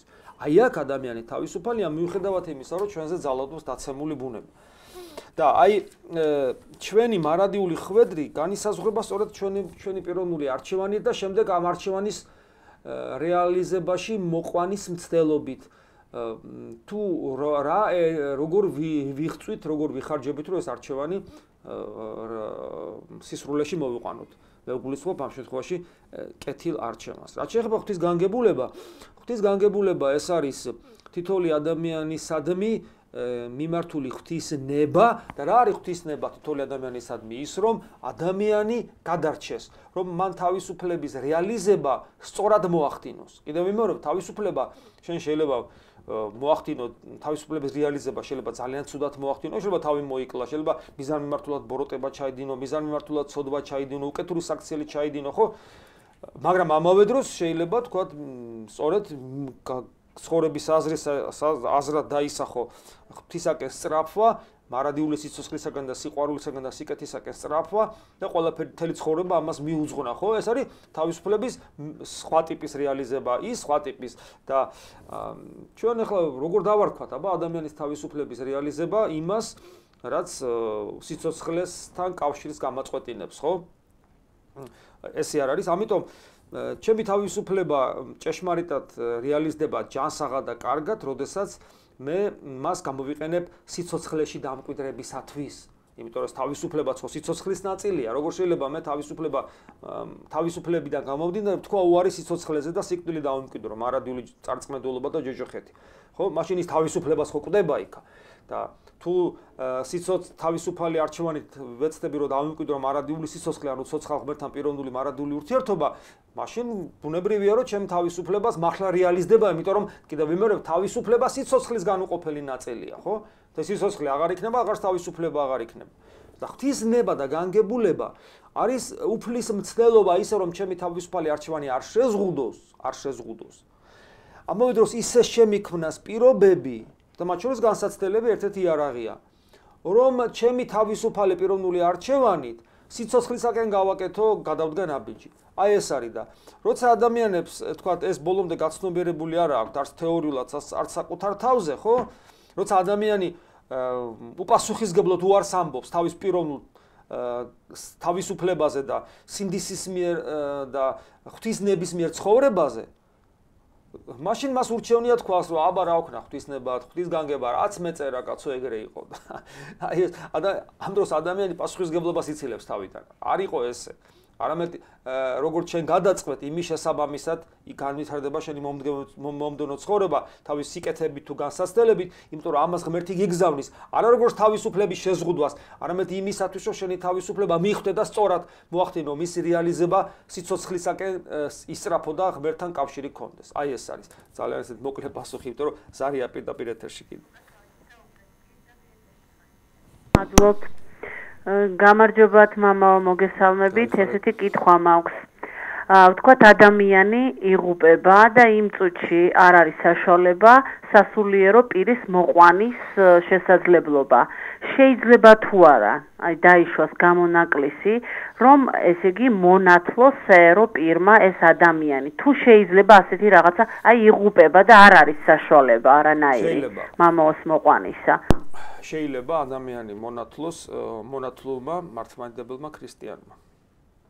ეკლესიის წევრმა, მართლმადიდებელმა ქრისტიანმა, ქალმაც შეიძლება მონათლოს, ამისათვის საჭიროა რომ იყოს წყალი და მოსანათლს დაესხას თავზე წყალი შემდეგი სიტყვებით: ნათელს იღებს მონა ან მხევალი ღვთისა და ესა და ეს, სახელით ამისაითა დაესხას წყალი და ითქვას ამინ.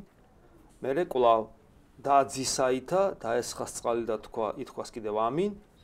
და სულისაწმინდისაითა დაესხას კვლავ წყალი თავზე და კვლავ ითქვას ამინ და შემდეგ აცდა მარადის და უკუნით უკუნოსამდე ამინ. ოღონ თუ ჩვენ გვინდა რომ ღვთის მადლს არ ვეთამაშოთ და თუ ჩვენ გვინდა რომ ღვთის მადლი რაღაც მაგიურ რიტუალად არ გადავაქციოთ და ცოცხალი ღმერთს მოუხმობთ ჩვენ ამით რომ მან მეორედ შვას სულიერად ეს ადამიანი, საჭიროა თვითონ ამ ადამიანის სურვილი და ნება. მას უნდა უნდოდეს.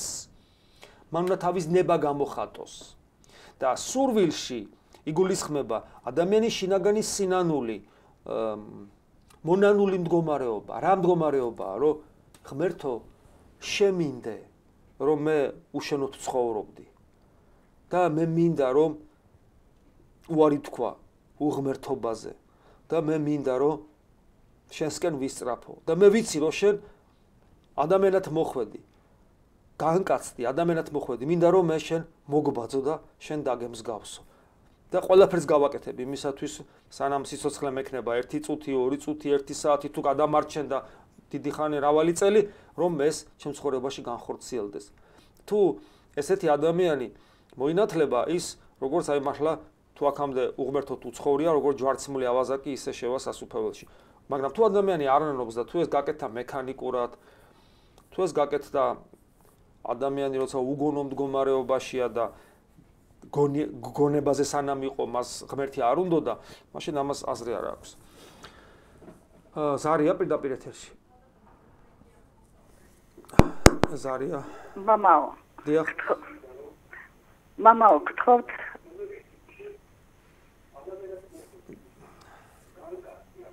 მამაო, გთხოვთ ამიხსნათ, რამდენად მართებულად მიგაჩნიათ, რომ 11 თვის ჩვილი დედა მიიყვანო საზიარებლად ბზობის დღესასწაულზე და მოწვარმა არ აზიაროს ბავშვი იმ მოტივით, რომ ბავშვი საღამოს ლოცვაზე არ ყოფილა. მადლობა. ხო, მეღიმება, შენდობას ვითხოვ, იმიტომ რომ მე ვიცი ზოგიერთი თქვათ მოწვარს ეს პოზიცია აქვს, რომ ბავშვი უნდა დაესწროს ლოცვას, მაგრამ მომიტევოს ყველა მოძღვარმა, რომელიც ასე ფიქრობს, ჩვენ ქრისტეს მიერი ძმები ვართ და თუ ჩემი სიტყვა გეხამუშებათ, მაგრამ ჯერ ერთი საეკლესიო კანონიკაში, სამართალში არ არსებობს წესი და კანონი, რომელიც ადამიანს ზიარებას უგზავნავდეს წირვაზე, როცა ის ლოცვას ვერ ესწრება. დასრულიც კი. აი ეს დასრული ადამიანიც კი, რომელიც ლოცვას ვერ ესწრება და წირვას დაესწრო მომზადებული, მას შეუძლია ეზიაროს. სხვა საკითხია, რომ ჩვენ ვითხოვთ, რომ ადამიანი დაესწროს ლოცვას, იმიტომ რომ ადამიანი მაშინ ეზიარება ღირსეულად, როცა ადამიანი ღვთის მაძიებლობით არის, მისი გული ახსავს და ეს ღვთის ძიება დაიწყო არა იმ წამიდან, როცა ის წირვაზე შემოვიდა, არამედ წინა ღამიდან, წინა საღამოდან, წინა დღიდან, რამდენიმე დღით ადრე ის ყოველ დღე ეძებს ღმერთს, მერე ღვთის ძიების მდგომარეობა იწყებს ძალიან ზრდას, როცა მწუხ ცისკრის ლოცვას ესწრება, ძალიან ძლიერდება ამ დროს, ძალიან განაწყობს ის ადამიანის გულს ღმერთთან შესახვედრად, შემდეგ იგი ღამეს განსაკუთრებულად მოემზადება კიდევ ღამის განმავლობაში და მეორე უკვე ეს როცა ეს ზრდის პროცესია მისი ღვთისმაძიებლობა კულმინაციას სწორედ ზიარების დროს აღწევს. და თუ ადამიანი სიზარმაცის გამო, გულგრილობის გამო, არც წუხცისკარს არ დაესწრება, არც ღამე წამოუდგება უფალს და ასე გულარხენად მივა წირვაზე და ბაგებს გახსნის, რომ სიწმინდე მიიღოს, რა თქმა უნდა, უფალთან ზიარება ესე არ მოხდება. ამიტომ ერთის მხრივ კანონი არ გრძალავს ადამიანის ზიარებას, თუ ის საღამოს არ დასწრებია ლოცვას, მაგრამ მეორეს მხრივ უნდა დაესწროს იმის გამო, რომ სხვანაირად ის ვერ მოემზადება. მაგრამ როცა არის ობიექტური მიზეზი, ან სამსახურებრივი, ან ოჯახური, ან ფიზიკური, ჩვენ ასეთ ადამიანებს ყოველთვის ვაზიარებთ, იმიტომ რომ ეგეთი წესი და კანონი არ არსებობს, ადამიანი შეიძლება ფიზიკურად ობიექტური მიზეზის გამო ვერ დაესწროს წუხცისკარს, მაგრამ შინაგანად ის ისე მზად იყოს, რომ ბევრს აჯობოს, ვინც ესწრება. ხა რაც შეეხება ჩვილს, ეს რასაც მე ვისაუბრე, ბუნებრივია, რომ გამორიცხავს ჩვილის დასწრების აუცილებლობას წუხცისკრის ლოცვაზე.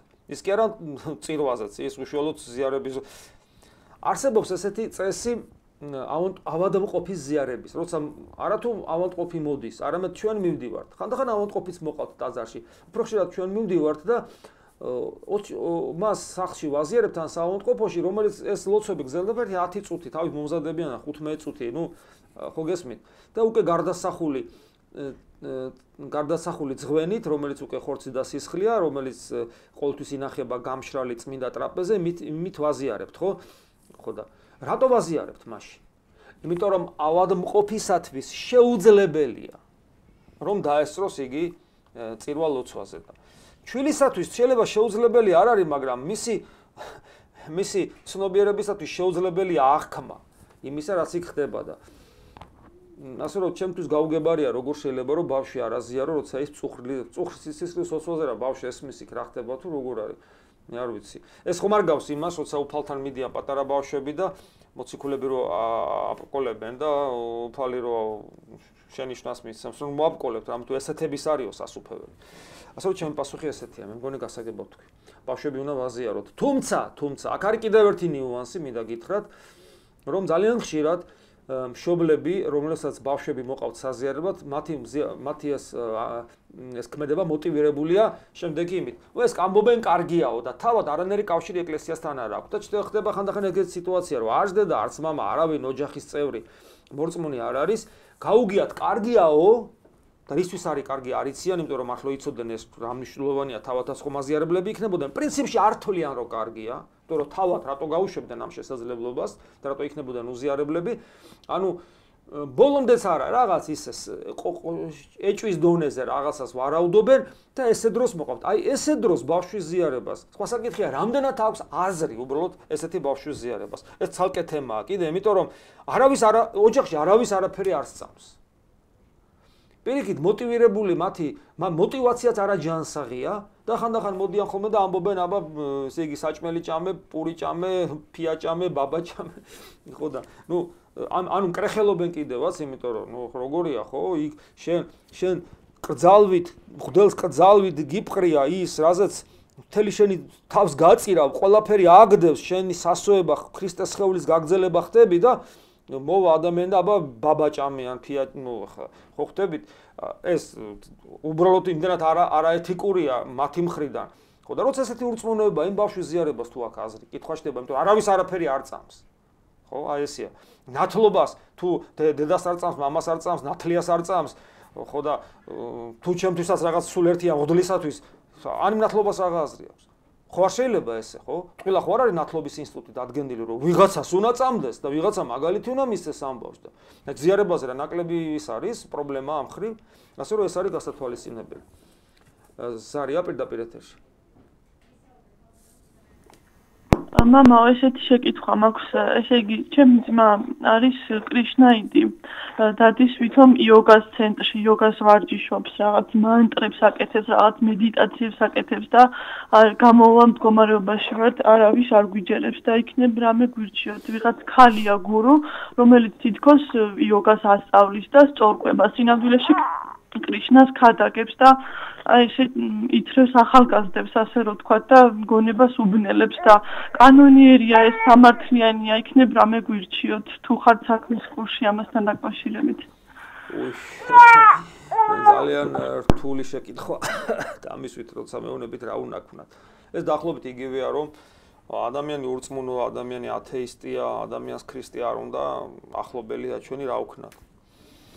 ვიცი ერთადერთი როცა ადამიანი უღმერთოა, ერთადერთი რაც შეიძლება გავაკეთოთ ეს არის ჩვენი პირადი ცხოვრებით ვიყოთ გაცოცხლებული ქრისტეები. თქვენ მოწაფენი ჩემნი ხართ, უნდა გახდეთ ქრისტეს მოწაფე. ისწავლეთ ჩემგან, ქრისტე გვეუბნება. მშვიდ ვარ და მდაბალ გულითა, გახდით მშვიდი, გახდით მდაბალი, თავდაბალი. მობაძავ ჩემ და იქმნით ვითარცა მე ქრისტესა, პავლე მოციქული ამბობს. გაიგეთ როგორ იყო პავლე მოციქული, რას ასწავლის და მიბაძეთ მათ.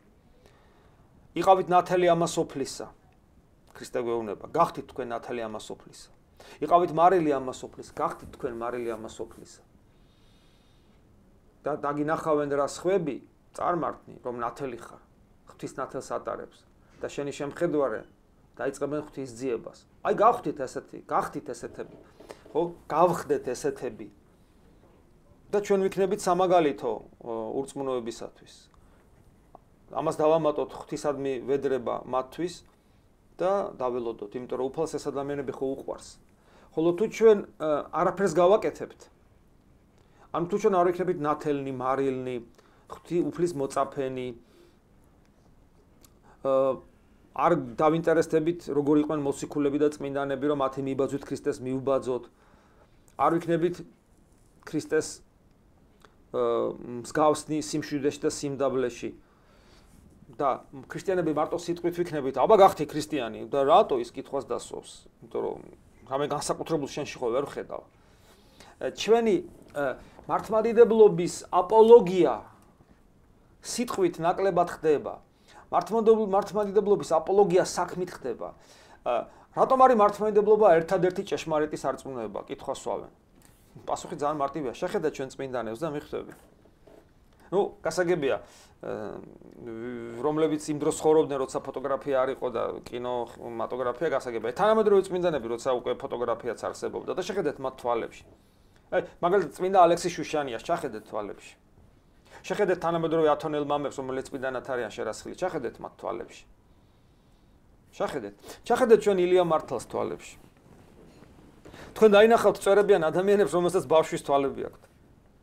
აი ადამიანები, რომლებმაც თავის თავში მოახდინეს ქრისტეს რეალიზება, გააცოცხლეს ქრისტე. აი ჩვენი არგუმენტი. ჩვენი არგუმენტი ეს არის.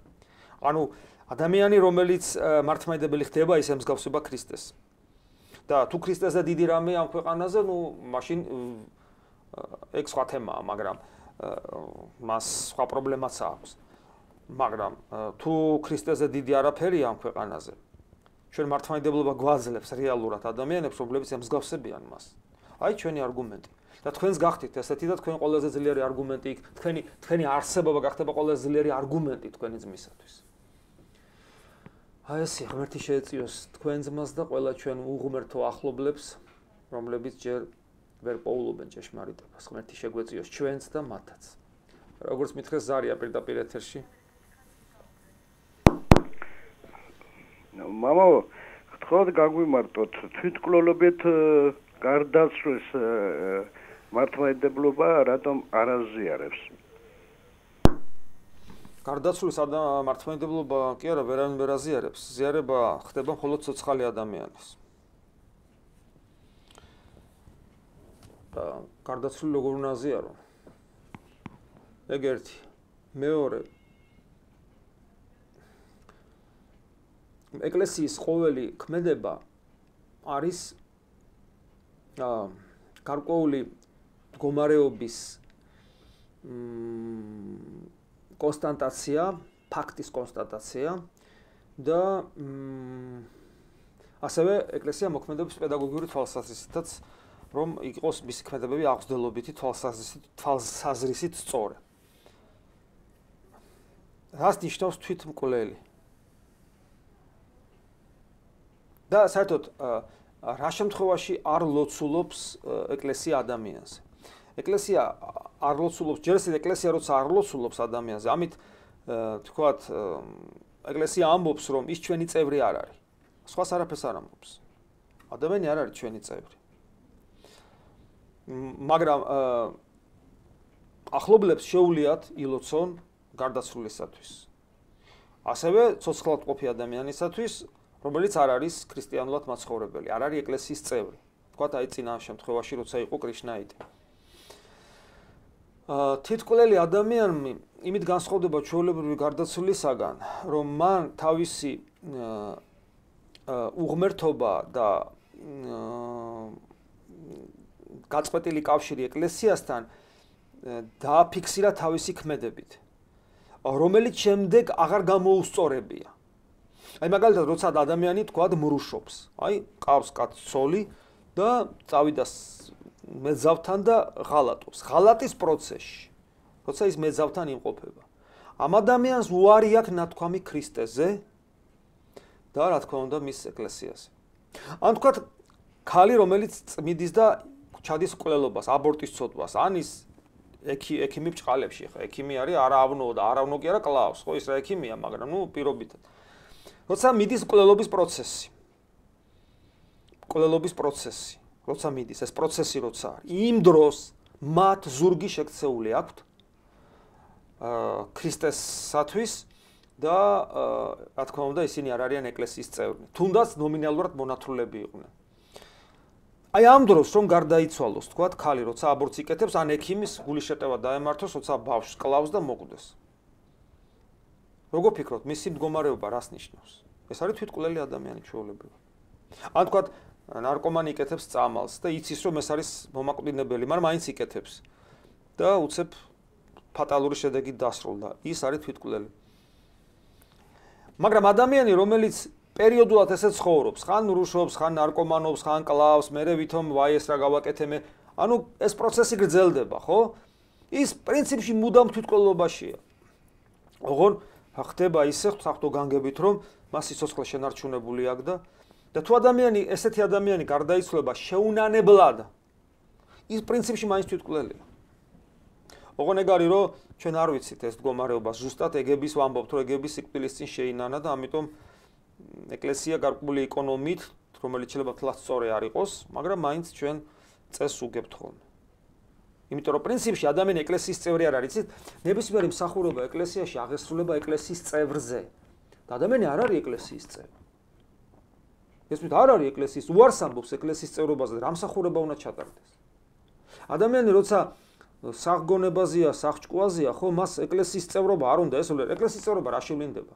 არის ადამიანი მაზიარებელი, თუ მაზიარებელი არ არის ეკლესიის წევრი, არ არის.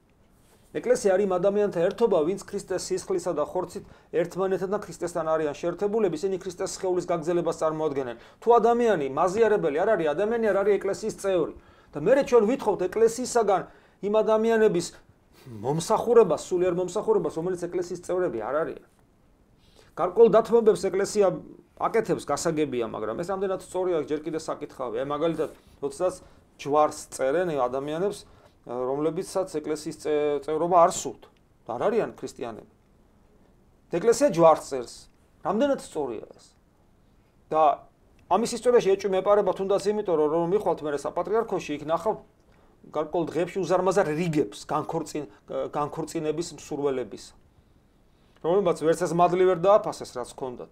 იმიტომ რომ როგორ დააფასებდნენ, როცა არანაირი კავშირი არ ჰქონდათ მადლის წყაროსთან, ეკლესიასთან.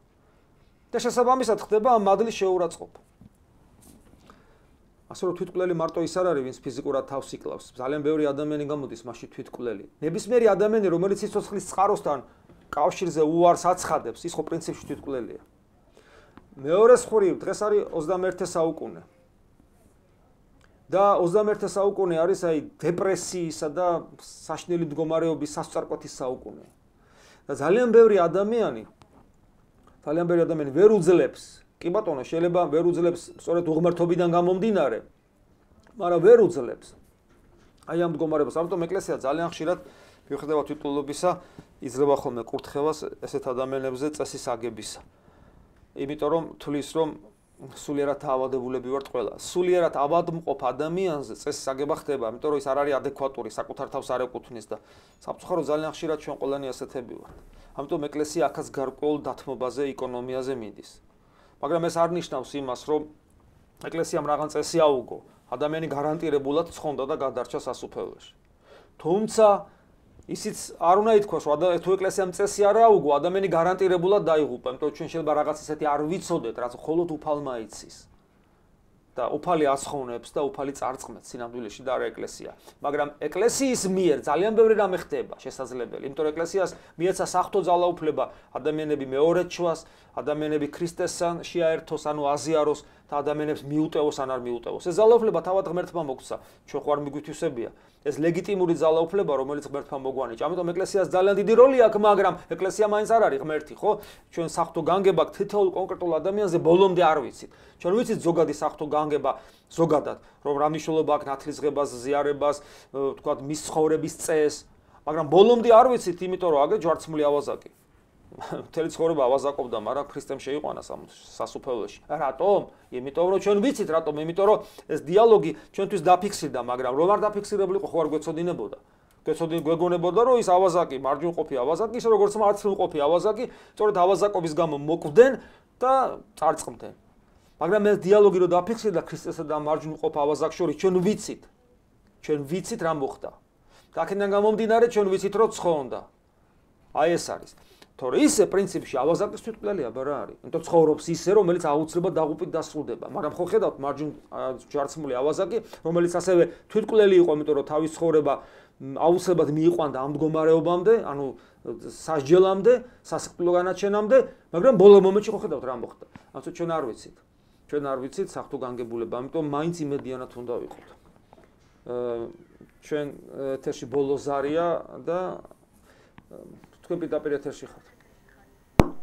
მამაო, მაგალითად, როდესაც ადამიანი დასჯილია მძიმე ცოდვის გამო უზიარებლობით, შეუძლია თუ არა მას ახსარების ჩაბარება? მადლობთ.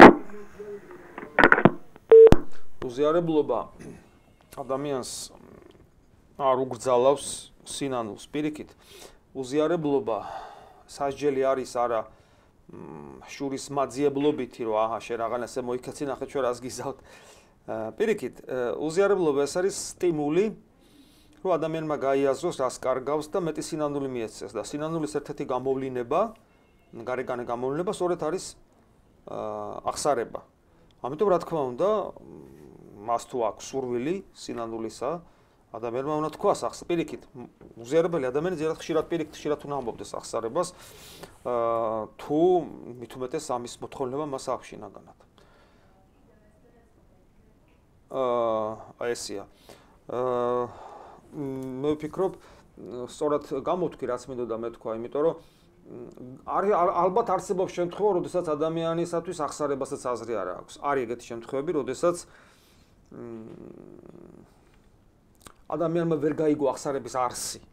რა არის ახსარება? ახსარება თქვათ, თვლის რომ ახსარება ეს არის თუ თავის მართლება არა მთლიანად, ზოგისთვის ახსარებას არის თავის მართლება, ან რაღაც ისტორიების მოყოლა, ალბათ ახსარება სინამდვილეში ეს არის ან თუნდაც რაღაც ცოდვების ჩამოთვლა, მაგრამ ცოდვების ჩამოთვლა ფორმალურად. ახსარება ეს არის სინანულის საიდუმლოების გარეგანი ფორმა და სინანული ეს არის პროცესი, აუცილებლად პროცესი, რომელიც იწყება ადამიანის დაცემულობიდან, რომელიც ჩვენში უნდა დავინახოთ და გრძელდება, ესე იგი, მარადიული სიცოცხლისაკენ, რომელიც არის ცოცხალი ღმერთი.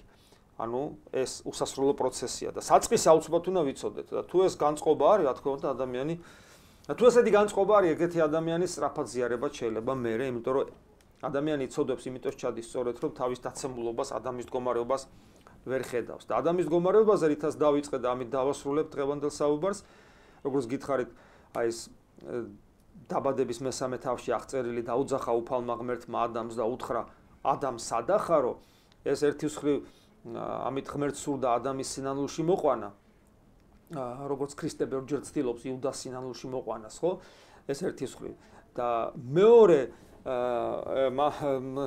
მამათა განმარტებით იმასაც ნიშნავს რომ ღმერთი ეუბნება რომ ადამ სადა ხარ ნახე სადა ხარ სად აღმოჩნდი ხედავ ანუ აი როგორ დიდებაში იყავი და როგორ სირცხლეში აღმოჩნდი როგორ სიმაღლეში იყავი და როგორ დაცემულობაში აღმოჩნდი ნახე სადა ხარ ადამ სადა ხარ აქ როგორ გაჩნდი ადამ აქ როგორ აღმოჩნდი გულის ტკივილი აქვს ადამ აქ როგორ აღმოჩნდი და ეს სიტყვები მიმართული იყო ადამისაკენ ისე რომ ადამიანს გულის ხმა მოცემოდა და როგორც უძღებიშვილი მოეგო თავსათვისა მოგებოდა თავსათვისა და დაენახა მაგრამ სამწუხაროდ ადამა ვერ გულის ხმა ხო სად იყო და ამიტომაც დაკარგა სასუფეველი თუმცა არა მარადიულად შემდეგ უფალმა განკაცებულმა ღმერთმა იქ ჯოჯოხეთთან ამოიყვანა მაგრამ აი ეს სიტყვა ადამ სადა ხარ ჩვენს გვეკუთვნის ჩვენ ადამიანებს კარგად არის ხო ქართული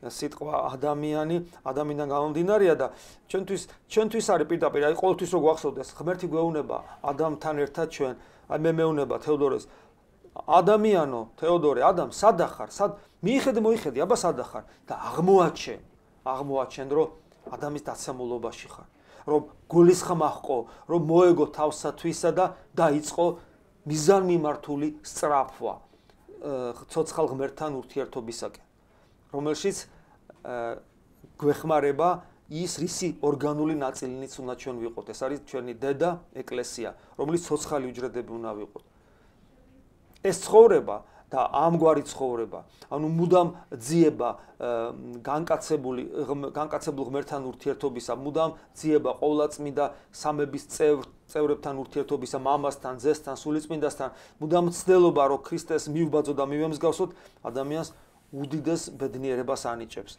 იმიტომ რომ ღმერთი არის სისავსე ყოველგვარი ბედნიერებისა სიკეთისა სიყვარულისა ღმერთი არის სიცოცხლე და უფრო მეტი კიდევ ვიდრე სიცოცხლეა და ღმერთთან ყოფნა არის სიცოცხლე და კიდევ უფრო მეტი ვიდრე სიცოცხლე როგორც თავად განკაცებული ღმერთი უფალი ჩვენი იესო ქრისტე გვასწავლის ხვალე გიორგობა გილოცავთ ხვალინდელ დღეს და გვახსოვდეს ამ შემთხვევაშიც თუ რატომ არის წმინდა გიორგი დიდი და დიდმოწამე რა გააკეთა მან იმისათვის რომ ეს წოდება დაიმსახურა. პასუხი ძალიან მარტივია. მას ძალიან უყვარდა ქრისტე და ძალიან დიდი ერთგული იყო მისი. იგი ჭეშმარიტად მოწაფე იყო ქრისტესი. აი ესე როცა ჩვენ ქართველები გიორგობას აღვნიშნავთ ეს გვიხარია უპირველეს ყოვლისა გვახსოვდეს ვინ არის წმინდა გიორგი და წმინდა გიორგისადმი სიყვარული აუცილებლად უნდა გამოვლინდეს იმაში თუ რომ მას მივბაძოთ. წმინდანობის ინსტიტუტი ამიტომ მივბაძოთ წმინდა გიორგოს მივბაძოთ რომ მისთვის ქრისტე ყველაფერი იყო მან ყველაფერი დათმო ქრისტესათვის იმიტომ არის დიდი და ჩვენც მოგვესწეს ზალა რომ მიგვებაძოს მისთვის წმინდა გიორგი შეგვეწიოს ამინ დღეს ჩვენი გადაცემა ამით დასრულებულია